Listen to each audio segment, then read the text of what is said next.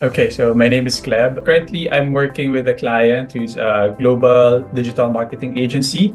So I was hired as a data analyst, but now it's shifted into a AI prompt engineer slash dev analyst. So a lot of automation and stuff that needs to be done from Google Ads, Meta Ads, LinkedIn Ads is going through me, and try to help our campaign managers and analysts to be more efficient and try to have more automated tools at their disposal.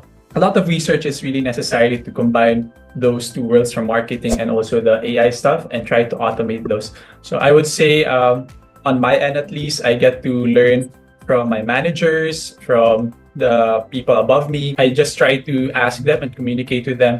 Learning is one of my, I would say, core skills. I really love learning new things. And although it's a challenge, it's a good challenge to have to try and learn new things and try to apply them in the field of technology as well.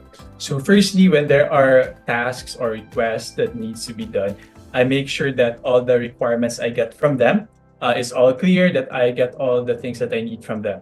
And based on these action items, concrete action items, just to make sure that there's no misunderstanding or there's no ambiguity in what they want. So we use Monday.com as well to really place all the things that they want, what I want, or what I understand, and try to make the task. And after that, I do some testing on my own, and then I give, or at least give the system to them to have it tested and get their feedback as well. And if they have feedbacks regarding the current version of the tool or the task that I'm doing, so there are some revisions. But yeah, the first things first is to have a clear requirements gathering and analysis. Most of my task deals with automation of, let's say, mundane or very repetitive tasks, especially for the campaign manager side. So there's a lot of tools that are already in development and already in use by our campaign managers. For example, trying to identify the intent of search terms, trying to see if a search term should be included or not in the ads or in the campaign based on the profile of the company. So before, this entails a lot of research, trying to really learn what the company is. Although it's still part of the process now with automation, but now it's simplified because we're using AI tools that we really harness, but also we don't just rely on it.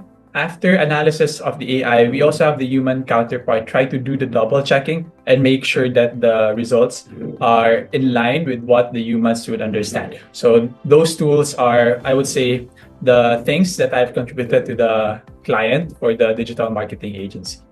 So I would say there's a lot of learning curve on my end to try and learn the terms, how it works, how I can utilize AI, or how I can use AI prompt engineering in trying to fit those in the digital marketing agency world, and how I try to solve it, or at least help myself to understand. First thing would be really communications, especially with those people who know better than me, that could really guide me towards the right sources, right resources as well. Since although I do self-learn, but it's really better and it's really faster to have guidance from others. So I would say communication would really solve a lot of the problems and, let's say, blockers in our tasks as virtual assistants. Based on these requirements for the task, we try to create action items, concrete action items, and try to make a timetable. Accounting into that our work hours, let's say the rest days, or even the testing and deployment stages. So there's a lot of things being considered already just to create the timeline. And second is we're using different applications, Monday.com, and trying to use Notion as well personally, and then the notes. So in Monday.com, this is where we keep all our tasks.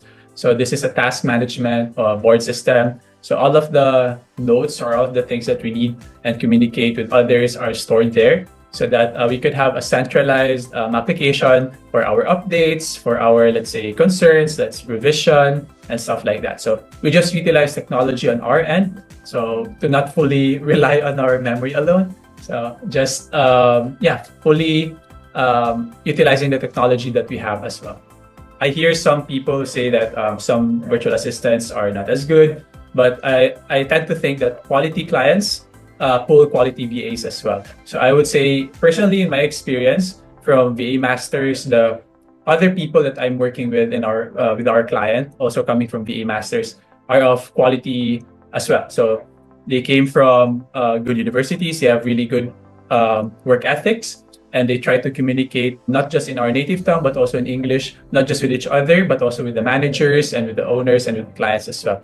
So yeah, virtual assistants are a good addition to the team, especially if the client is of quality, and then the VA Masters will then try to reciprocate that quality and also the care that they give to them.